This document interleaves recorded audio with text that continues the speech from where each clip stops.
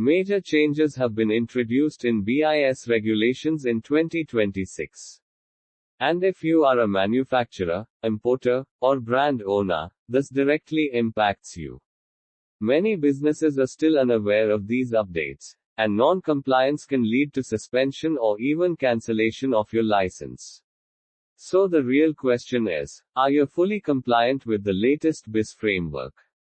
Let's break it down. Welcome to MindSync, your trusted partner in regulatory compliance, certifications, and market entry strategies.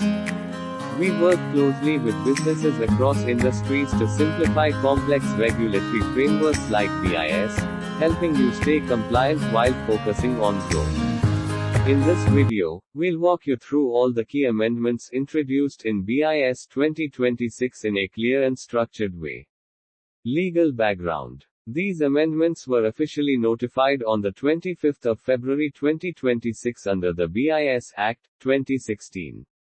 They derive their authority from Sections 12, 13, and 39 of the Act, which empower BIS to regulate product certification, conformity assessment, and compliance mechanisms. This means these changes are legally binding and must be followed by all applicable entities. Why these changes? The objective behind these amendments is not just stricter regulation, but smarter regulation. The focus is on improving ease of doing business by simplifying processes, reducing ambiguity, and creating a more predictable compliance environment. At the same time, BIS is strengthening quality control to ensure that products in the market meet required standards consistently. Annual fee rule. One of the most important changes is the introduction of mandatory annual fee payments in advance. Earlier, fee structures were not as tightly linked to continuation, but now, timely payment of fees is directly connected to the validity of your license. This ensures better financial discipline and continuous monitoring of active licenses. Production statement. Another critical compliance requirement is the submission of production statements along with annual fees. This creates a direct link between actual production and certification compliance, ensuring transparency in operations. Failure to submit this can trigger compliance risks and regulatory action. Suspension rule. If annual fees are not paid, the license will be suspended for up to 90 days. During this period, businesses are given an opportunity to rectify the default by paying the pending fees along with a late fee of 5,000 rupees. However, if the payment is still not made within this period, the license may be cancelled permanently. Important exception. It is important to understand that payment alone does not guarantee restoration of the license. If there are quality issues or non-conformity with BIS standards, the license will not be revived, even after payment. This reinforces the focus on quality, not just procedural compliance. Notice period. A structured notice mechanism has been introduced, requiring BIS to give a 21-day notice before suspension or cancellation. However, this does not apply in cases of fee default, where immediate action can be taken. This ensures fairness while also allowing strict enforcement where required. Certificate of conformity. The amendments also clarify that certificates of conformity will now follow the same framework as licenses. This includes annual fee requirements, suspension provisions, and renewal timelines. This brings uniformity across certification mechanisms. Scheme classification. BIS schemes are now clearly categorized based on inspection requirements. Some schemes involve factory inspections and testing, while others are based on self-declaration. This classification helps businesses choose the appropriate certification route based on their product and risk profile. Scheme 2 overview. Scheme 2 is one of the most important schemes, especially for businesses looking for faster certification. It operates on a self-declaration basis, meaning no factory inspection is required before grant of license. This significantly reduces timelines and complexity. Scheme 2 documents. To ensure accountability, a structured documentation framework has been introduced.